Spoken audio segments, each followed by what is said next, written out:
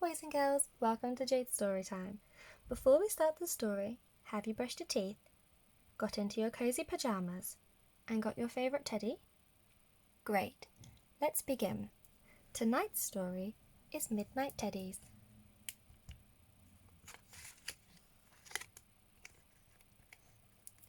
Teddy had been Jessica's special bear for as long as he could remember. Of course, that wasn't so very long, because Teddy was a very young bear. Wherever Jessica went, Teddy went too. And Jessica's favourite place to be was the attic. In the attic, she read books or played with toys and jigsaws. But today, Jessica had the key to the big old trunk, which she had never opened. In it, she found hats as big as frying pans and silky gowns that had come all the way from China. Jessica loved dressing up games, and she always dressed up Teddy too. He liked that. What Teddy didn't like was to be left alone in the attic. In fact, it had never ever happened before. But this evening, when it was time for bed, Jessica simply forgot Teddy. And although he was an extremely clever bear, Teddy could not wriggle, nor twitch, nor move a single muscle. At least, not until midnight, the hour when toys can come to life. To make matters worse, a book was poking him rather uncomfortably in the back. Even more annoying, the trunk began to talk. Teddy distinctly heard it say, "Help!" It seemed a long time before the downstairs clock struck 12. Then Teddy felt himself shiver and quiver. He managed to move the uncomfortable book just a little. He wriggled his toes, then he shook his legs, and suddenly he leapt to his feet. "Help!" cried the voice again. Teddy had never heard of a talking trunk, and his fur stood on end. Then he realized that it was not the trunk crying for help, but someone inside it. "Who's there?" he whispered, peering over the edge. To Teddy's surprise, out climbed two bears. But what strange, dusty bears they were. "I'm Theodore," said the one in the sailor suit. "I'm Ned," said the one in the old-fashioned cardigan. Ned was badly in need of repair. He was coming unstitched in several places. "We're so glad to see you.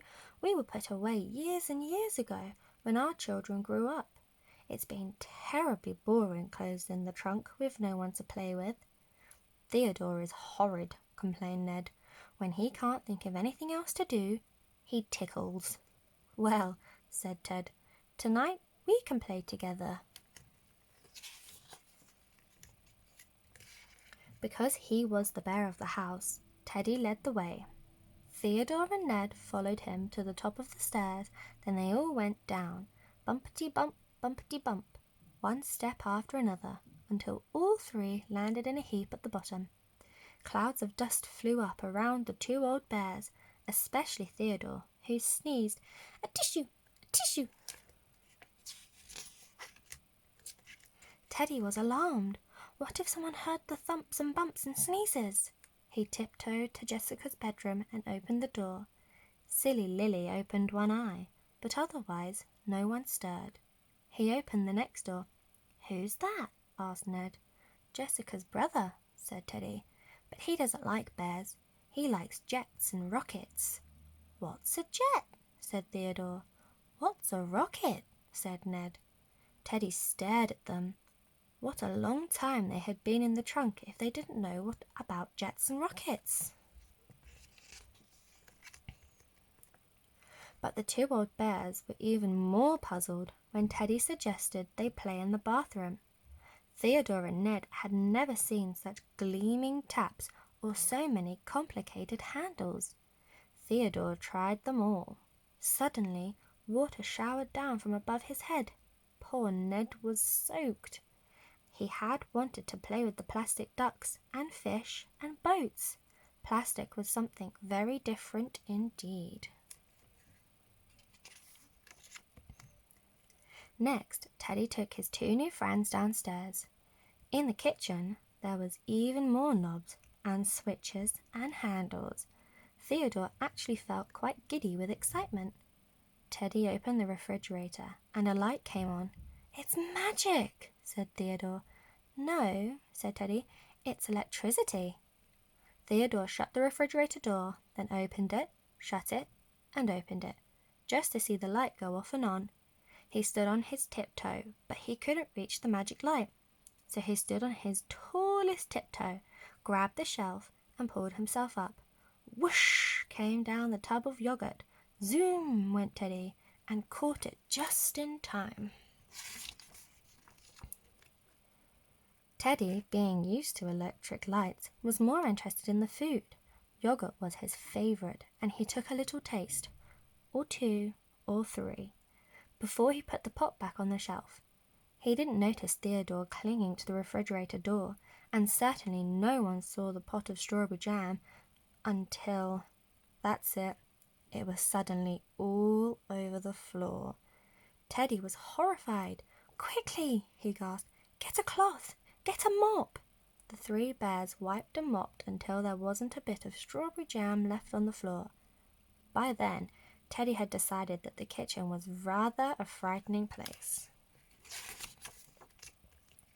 But the sitting room wasn't any safer, for Theodore found switches irresistible. Without warning, he put on the television and filled the room with noise. "Turn it off!" Teddy shouted. But poor Theodore and Ned simply stared at the television in amazement. Teddy flicked off the switch himself, but not quickly enough. Lights went on upstairs. Voices called. The bears hid.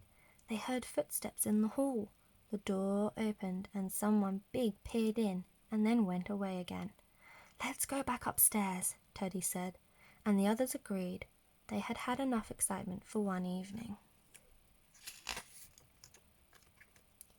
The next day, as soon as it was light, Jessica realized that Teddy was missing, and she ran to the attic. "Poor Teddy," she said, "I forgot you." Of course, Teddy couldn't say a word or twitch a muscle. Then Jessica noticed some fur peeping from under her dressing-up clothes. "Who are you?" she asked, pulling out the two old bears. And then she discovered something else, an album of photographs tucked into the lining of the trunk. Turning the pages, she saw pictures of Theodore, all clean and new, and there was Ned in another photograph on a picnic. "You're a family bear!" Jessica exclaimed, and picking them up, she took all three to her room. There, Jessica brushed and sponged the old bears. She put a button on Theodore's trousers and gave Ned new stitches where he was coming undone. She put their photographs on her wall and added one of herself with Teddy. Then she sat the bears together on her bed. Already they looked the best of friends. And so they were. The only thing that puzzled Jessica was that all three bears smelt faintly of strawberry jam.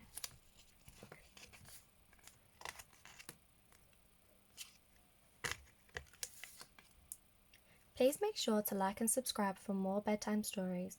I hope you enjoyed the book. Now it's time to give your grown-up a cuddle and say goodnight. Join me next time when we read Football Fever on Jayde's Storytime.